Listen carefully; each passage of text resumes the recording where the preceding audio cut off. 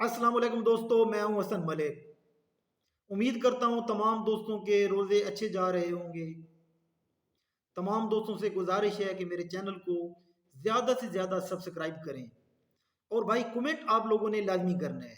आपके कमेंट से मुझे पता चलता है कि मेरी वीडियो में किस चीज़ की कमी कोताही है। आपके कमेंट्स की रहनुमाई में मैं वो चीज़ पूरी करने की कोशिश करूँगा। अगर मेरी वीडियो आपको पसंद आए तो मेरी वीडियो को आपने लाइक करना है और इसको आपने अपने मुख्तलिफ ग्रुप में शेयर भी करना है और बेल आइकॉन को प्रेस करना है ताकि मेरी लेटेस्ट वीडियोस आप तक पहुंच सकें। आज की व्लॉग में हम एक ऐसे पुरस्कार खुफिया लीडर रहनुमा के बारे में डिस्कस करेंगे जिसकी ज़िंदगी खुफिया रही, लेकिन जिसने एक मुर्दा कौम को अपने पाँव पर खड़ा करके दुनिया में सबसे अच्छी कौम बनाया, जिसने अपने मुल्क की मुर्दा मईशत को बाम अरूज बख्शा। उसने अपने लोगों को इतनी इज्जत दी कि उसके मुल्क के शहरी अपने ऊपर फख्र करते हैं। जी हाँ, ये शख्सियत हैं व्लादिमीर पुतिन, रूस के सदर। हालिया दिनों में वो 5वीं मरतबा रूस के सदर मुंतखब हुए। पुतिन की इब्तदाई जिंदगी की जानकारी तकरीबन नामुमकिन नजर आती है क्योंकि उनकी 40 साल जिंदगी इंतहाई खुफिया और पुरस्कार रही।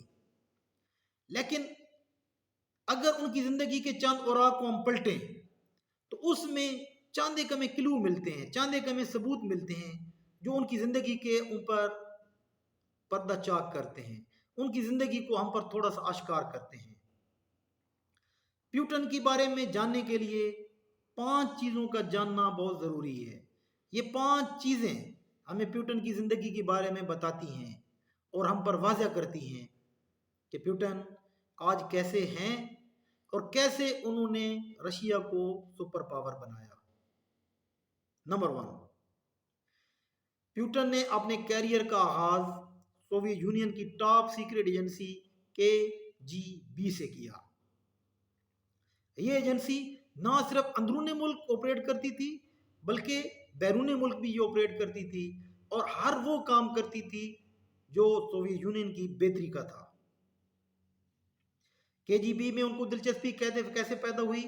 बकौल पुतिन के मुख्तलिफ किस्म की फिल्में और स्टोरीज ने उनको इंस्पायर किया कि वो KGB को ज्वाइन करें।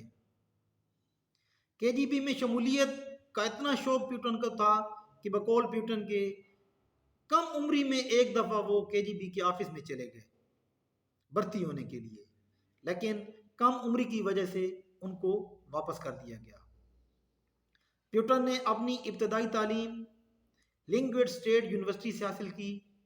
उन्होंने लॉ में ग्रेजुएशन किया।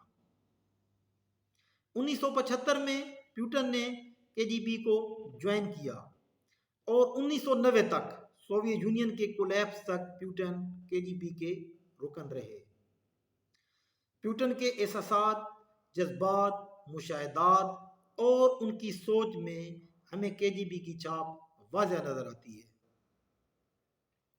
शुरू में पुतिन की कोई हाई वैल्यूज, कोई टारगेट्स, कोई अचीवमेंट्स नहीं थी। उनको सिर्फ ताकत और पैसे का शौक था और यही शौक उनको KGB में लेके आया। मैं ये चीज़ भी आप पे वाज़ह कर दूं कि KGB का एक दफ़ा रुकन बनने के बाद ताहयात आप उसी के रुकन रहते हैं। आप उन्हीं की पॉलिसियों पर चलते हैं, आप उन्हीं पॉलिसियों पर अमल करते हैं। रूस के तमाम लोग इस चीज़ पर मुतफिक हैं कि रूस की ढलती हुई साख को, गिरती हुई साख को अगर किसी ने सहारा दिया तो वो व्लादिमीर पुतिन थे। उन्होंने टैक्स सिस्टम में इस्लाहात की, उन्होंने इकॉनमी को बेहतर किया। KGB जो टॉप सीक्रेट एजेंसी थी, वो अपने मुल्क के मफाद के लिए हर खैर मामूली काम भी रूटीन में सर अंजाम देती थी, जिसमें इंसानों को कत्ल, इंसानों को जहर देना, मुख्तलिफ किस्म के धमाके करवाना, ये सारी चीज़ें शामिल थी और KGB के नुमाइंदे ये काम روٹین سمجھ کر کرتے تھے۔ ان کاموں کو سر انجام دینے کے لیے انہیں کسی آرڈر اور کسی قانون یا کسی ادارے کی ضرورت نہیں تھی۔ اس کی میں آپ کو ایک چھوٹی سی مثال دوں۔ برطانیہ میں ایک روسی جاسوس کو دن دیہڑے 4 گولیاں مار کر قتل کیا گیا۔ اس جاسوس کا نام تھا الیگزینڈر۔ برطانیہ کی جب ایجنسیوں نے تحقیق کی تو شواہد پیوٹن تک آتے تھے، یعنی الیگزینڈر نامی شخص کو مارنے کے لیے پیوٹن نے ڈائریکٹ آرڈر جاری کیے تھے، لیکن پیوٹن اپنے اوپر لگائے گئے الزامات کی تردید کرتے تھے۔ دوسرے نمبر پر ہم ذکر کرتے ہیں پیوٹن کے اس وقت کیا جذبات احساسات تھے جب سوویت یونین کولیپس ہوئی، کیونکہ اس واقعے نے پوری دنیا کے نقشے کو تبدیل کر دیا تھا۔ اب ہم پیوٹن کے ماضی کے بارے میں جانکاری کرتے ہیں۔ 80s کی دہائی میں پیوٹن جرمنی کے شہر ڈریسڈن میں اپوائنٹ ہوئے۔ ان کے پاس کیا ڈیزگنیشن تھی، ان کی کیا اپوائنٹمنٹ تھی، ان کے کیا مقاصد تھے، اس کے بارے میں کسی کو پتہ نہیں، کیونکہ KGB اپنے تمام اراکین کی معلومات اور ان کے آپریشن کو خفیہ رکھتی تھی۔ لیکن اس بات پر سب متفق تھے کہ یہ ایک درمیانے درجے کے افیسر تھے، یہ ایک کوارڈینیٹنگ افیسر تھے جو KGB ایجنسی اور جرمنی کی ٹاپ سیکرٹ ایجنسی کے درمیان کوارڈینیشن کا کام سر انجام دیتے تھے۔ نومبر 89 میں کولڈ وار نے ایسٹ اور ویسٹ یورپ کو آپس میں جدا کر دیا تھا۔ دیواریں برلن گر رہی تھی۔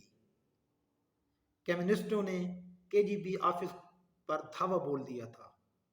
پیوٹن اس وقت ڈیوٹی پر موجود تھے۔ پیوٹن نے جب دیکھا کہ اہلکار KGB کی بلڈنگ کے اندر داخل ہو رہے ہیں، انہوں نے وہاں پر تعینات روس کی فوج کو فون پر پیغام دیا،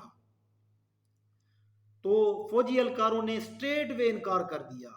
انہوں نے کہا کہ جب تک ہمیں ماسکو آرڈر نہیں دے گا ہم کوئی عملی اقدام نہیں کریں گے۔ یعنی ماسکو اس وقت آرام سے سو رہا تھا۔ پیوٹن کے ذہن میں یہ بات اس دن طے ہو چکی تھی، نقش ہو چکی تھی کہ جو ملک سٹرانگ پالیسیاں نہیں بناتا، جو حکمت عملی پر کام نہیں کرتا، وہ ملک زوال کا شکار ہوتا ہے۔ اور پیوٹن کی یہ بات بالکل صحیح ثابت ہوئی۔ سوویت یونین 15 آزاد ریاستوں میں تقسیم ہو گئی۔ انہی ریاستوں میں کچھ ریاستیں یورپ کنٹریز میں شامل ہو گئیں، جنہوں نے بعد میں نیٹو میں شمولیت اختیار کی۔ ان آزاد ریاستوں میں ایک ریاست روس تھی جس کے صدر بورس یلسن تھے۔ یہیں سے 1990 میں ولادیمیر پوٹن نے عملی سیاست میں حصہ لینا شروع کیا۔ سب سے پہلے وہ لیننگراڈ کے ڈپٹی میئر منتخب ہوئے۔ اس کے بعد وہ ماسکو روانہ ہوئے اور بورس یلسن کی کابینہ میں ایڈمنسٹریٹر کے طور پر اپنے فرائض سر انجام دینے لگے۔ کچھ عرصے بعد بورس یلسن نے ان کو اپنے ملک کا نائب صدر بنا دیا۔